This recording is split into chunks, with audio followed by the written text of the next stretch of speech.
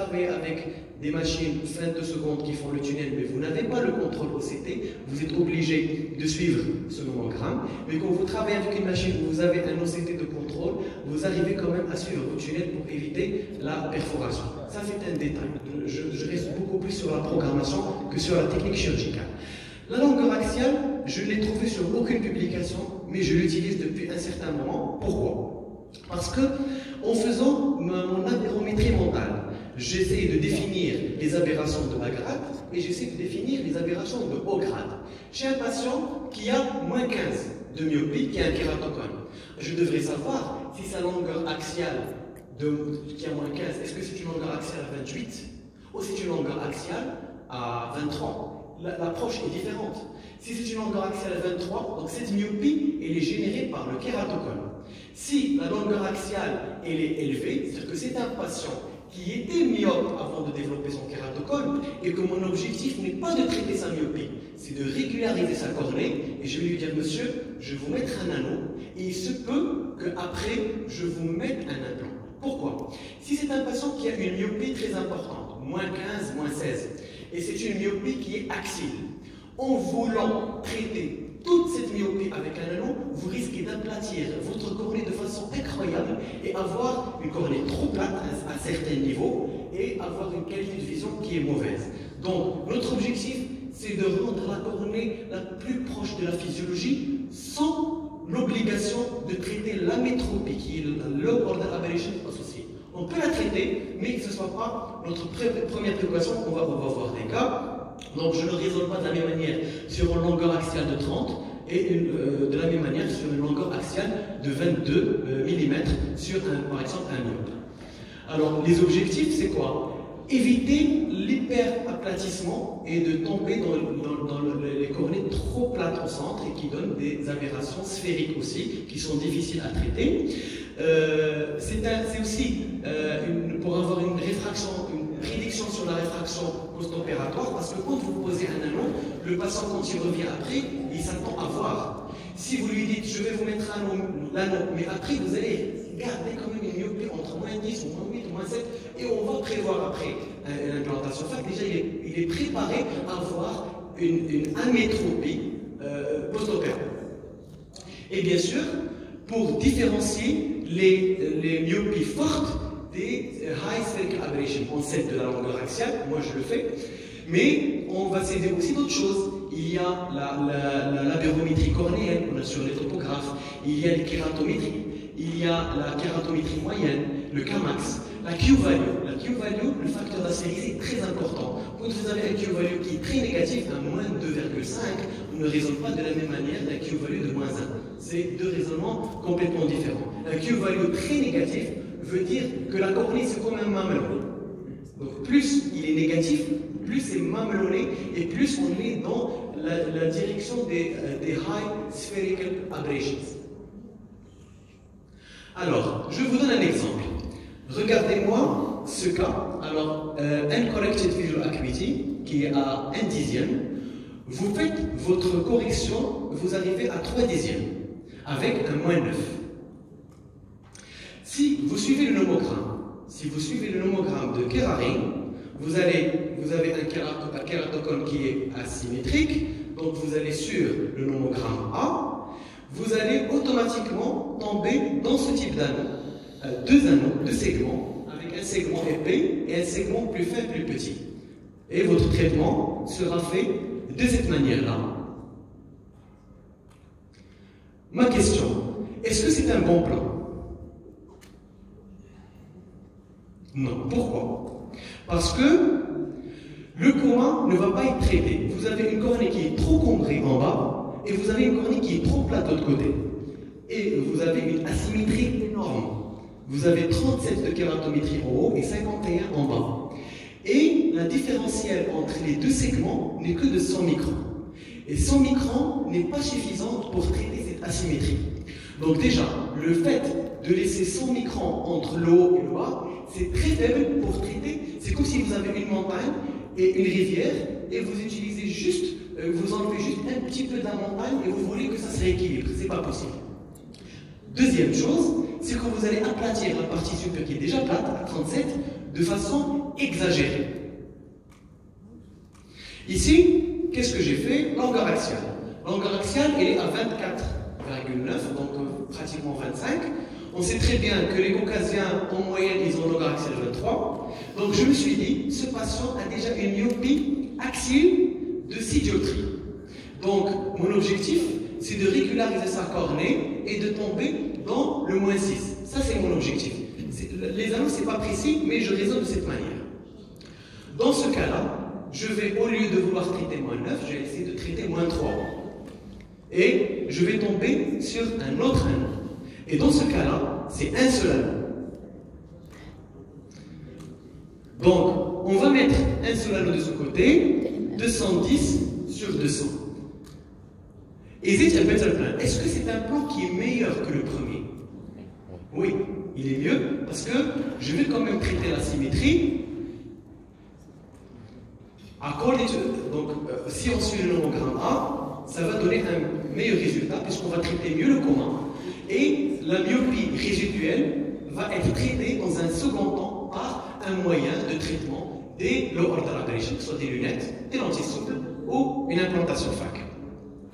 Je vais aux nomogrammes qui sont utilisés par les différentes firmes, Kerarin, Ferrara, Inax, chaque société a son nomogramme. Le choix du nomogramme en fonction de la forme. Alors analysez très bien avec moi ces images. La première, quelle est l'aberration majeure dans le type 1? C'est le commun. Quelle est l'aberration majeure dans le type 3? L'astigmatisme. High spherical aberration, c'est un kératocone central.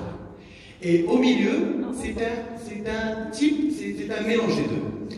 Et regardez, est-ce que dans ce nomogramme, vous avez la valeur du commun? Est-ce que la valeur du commun intervient dans ce nomogramme? Vous avez juste, vous tracez une ligne, donc vous êtes soit dans un commun au high spherical aberration, vous leur donnez une sphère, un cylindre, et ils font le calcul pour vous. On va voir les conséquences de ça. Vous avez le nomogramme A. Le nomogramme A, qu'est-ce qu'il montre? Plus on va dans la sphère, plus l'anneau est circulaire, plus on va dans le cylindre. Alors, ici, la sphère, c'est low order aberration. Cylindre, low order aberration. On est toujours dans les amétropies. Ce n'est pas le high order aberration. La seule donnée que prend Kerarin de high order aberration, c'est la ligne de l'axe par rapport. Il va nous demander, monsieur, est-ce que vous avez un commun? Mais il ne nous demande pas la valeur du commun. Et ça, c'est une faille dans la programmation.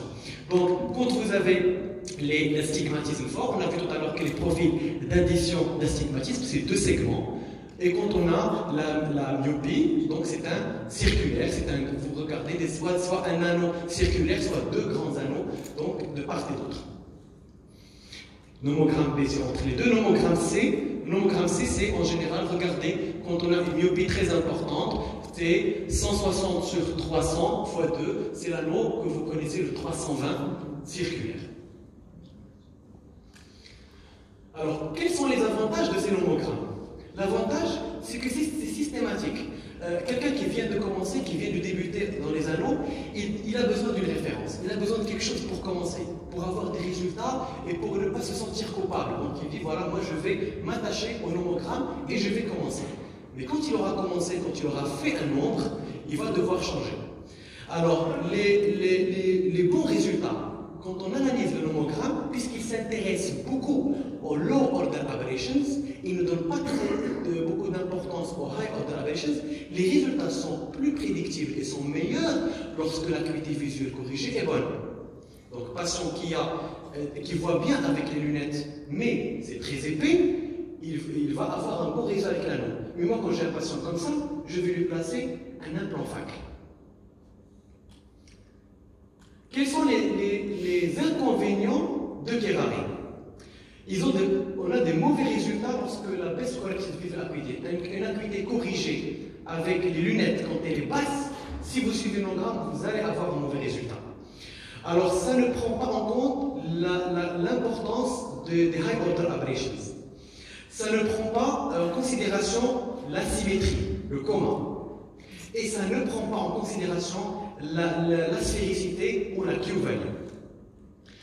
Alors, est-ce que ces nomogrammes, est-ce que c'est des dogmes? Est-ce que c'est du Coran? Non, ce n'est pas des dogmes, c'est ni une Bible ni un Coran, puisque c'est des études mathématiques où il n'y a eu aucune étude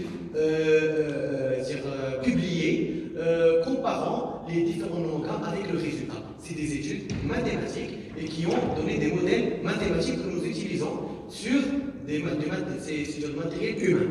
Donc, on n'est pas dans l'obligation de les suivre puisqu'elles ne sont pas publiées. Ce n'est pas des études randomisées, publiées, etc. Alors, on va prendre un contre-exemple sur les nomogrammes classiques. Regardez, par exemple, un patient comme ça, qui a cette réfraction, -2, -3, 70, donc vous allez faire votre réfraction classique, vous avez ce nomogramme, et vous envoyez à la société, va vous envoyer un os 160 sur 200. Si vous allez sur le nomogramme, c'est ce que vous allez trouver. Voilà. Deuxième exemple, même réfraction, nomogramme 1, anneau de 160 sur 200 d'épaisseur. Est-ce que ces deux kératocones, on peut les traiter avec le même anneau? Est-ce qu'on aura le même résultat des deux côtés? Regardez, dans cet œil-là, nous avons une très forte asymétrie, 37 de kérato en haut et 62. Donc le commun, il est énorme. Alors que de l'autre côté, nous avons une asymétrie de 4-5 dioptries. Limite, peut-être qu'on peut proposer là-bas une PKR topo guidée. Et est-ce qu'on va utiliser le même segment et la même taille au niveau des deux cas? Non. Pourquoi? Parce que le commun est différent. Mais le nomogramme ne prend pas en compte le commun. Alors le nomogramme devrait prendre en compte cette notion d'asymétrie. Revenons au cas qu'on a vu tout à l'heure. Le patient qui avait la vision à 1/10, puis il est passé à 3/10 avec les -9, on a fait la longueur axiale, et on a choisi pour lui 210 sur 200. Tout à l'heure, nous avons dit, est-ce que c'était un meilleur plan? Là, je pose une autre question. Est-ce que c'est le meilleur plan? Tout à l'heure, est-ce que c'était better? Maintenant, je pose la question, est-ce the best? Est-ce que c'est le meilleur plan qu'on peut proposer sur cette cornée-là? Non. Pourquoi? Parce que nous n'avons que 200 microns. Et en général, une épaisseur, et ça n'existe pas dans le nomogramme, une épaisseur de 200 microns n'est pas suffisante pour traiter une asymétrie de 15 dioptries. En général, il faut aller au-delà de 250 ou 300, même plus, pour traiter cette asymétrie. Et ça, c'est une des études publiées et tout, ça c'est mon impression personnelle sur un nombre de cas. J'ai cherché dans la littérature, je n'ai pas trouvé grand-chose. Donc, il y a énormément de choses à étudier au niveau de la planification des anneaux. Alors, on place un 210 sur 300. Is it the best plan? Yes. 300 microns en général, c'est suffisant pour traiter 12 à 14 dioptries. C'est des chiffres non publiés. Et nous avons bien traité l'ongle col. Alors maintenant, on prend un autre exemple. Vous avez un kératocone central. Un kératocone central, on va aller regarder le centre comme il est bombé, 70 microns, 70 dioptries, et vous voyez que c'est un mamelon, parce que juste à côté, à 7 mm, nous avons 40 microns. Donc c'est un mamelon. Je fais une réfraction, j'essaie d'améliorer, il arrive à 1/10. Ben, j'ai -3, je vais sur le nomogramme, il me donne deux anneaux de 160, c'est-à-dire qu'il va me donner un anneau circulaire, mais avec une épaisseur de 150 microns. 150 microns, est-ce que c'est suffisant pour aplatir un anneau comme ça? Un kératocone comme ça? Pas du tout. Dans ce cas-là, le problème, c'est une high spherical aberration, et il faut que je sois assez agressif dans mon anneau pour qu'il soit assez puissant pour aplatir, et je choisirai pour ce patient un anneau circulaire mais à une épaisseur très importante, 300-350 microns. Tout ça c'est de l'approximatif. Ce n'est pas publié, ce n'est pas des études, mais je vous donne un petit peu ce que ma méthode personnelle. Alors, personnellement, je prends en considération les low order aberrations, oui, c'est important, mais surtout high order aberrations, les aberrations de haut grade, l'asymétrie, la Q-value, donc la Q-value quand elle est trop négative, je dis que c'est un nipple cone, et le nipple cone, je dois être très agressif pour l'aplatir, et aussi la longueur axiale. pour faire la part entre une myopie axiale et une myopie qui est secondaire à une kératométrie élevée. Maintenant, on va essayer de comprendre pourquoi on va, quand on a un coma, l'axe du coma parallèle à l'axe topographique. Vous avez un kératocone comme ça, l'axe du coma vertical qui est parallèle à l'axe du cylindre. Dans ce cas-là, vous allez mettre l'anneau de quel côté? Est-ce que vous allez avoir deux anneaux, un de part et d'autre, ou bien vous allez avoir un anneau en inférieur? Deux anneaux, mais plus proches. Donc, on va les dispatcher. On va mettre la planification pour traiter le coma, la planification pour traiter le cylindre. À ce moment-là, j'aurai mon programme. C'est là où on a besoin soit d'un anneau circulaire, soit d'anneaux progressifs. C'est pour ça que les anneaux progressifs sont plus fins ici et ils sont plus épais en bas. Par contre, quand on a l'axe du coma qui est perpendiculaire à l'axe du cylindre, nous avons un kératocone comme ça. Vous allez mettre les anneaux de quel côté?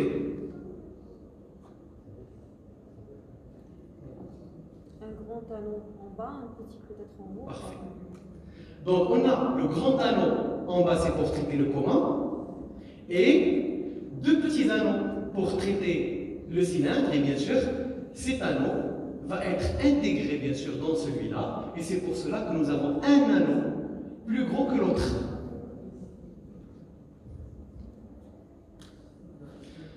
Maintenant, on a planifié.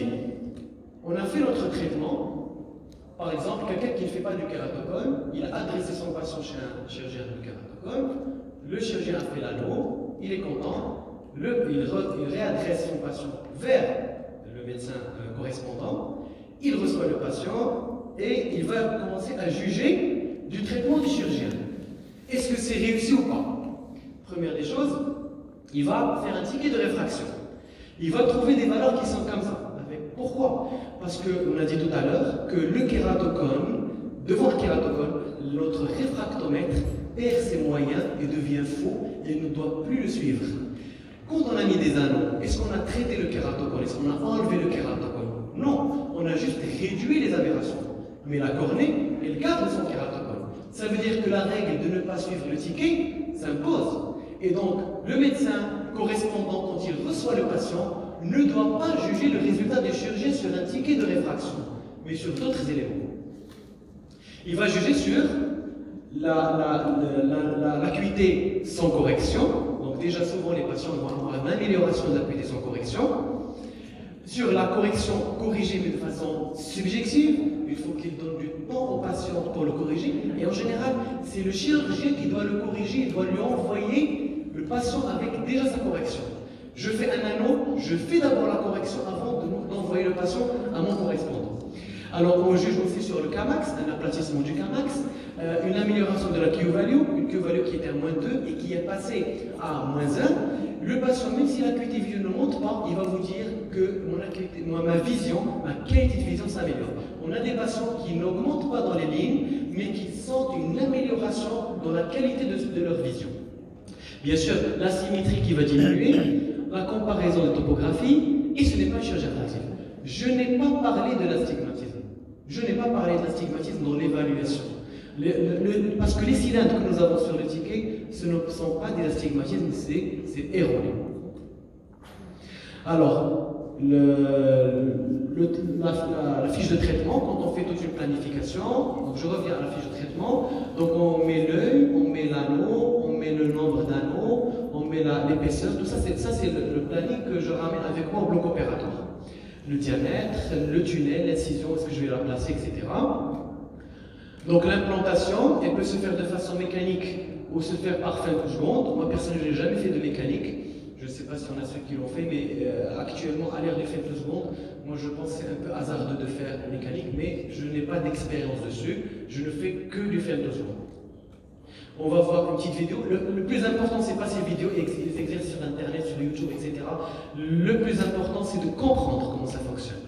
Bon, là, nous avons la planation, vous avez l'OCT, et voilà, vous faites rien du tout, vous regardez le patient, et le tunnel va se constituer. Ce qui est bien quand on a l'OCT dans cette machine, c'est qu'on contrôle, on sait où est-ce que notre tunnel va passer.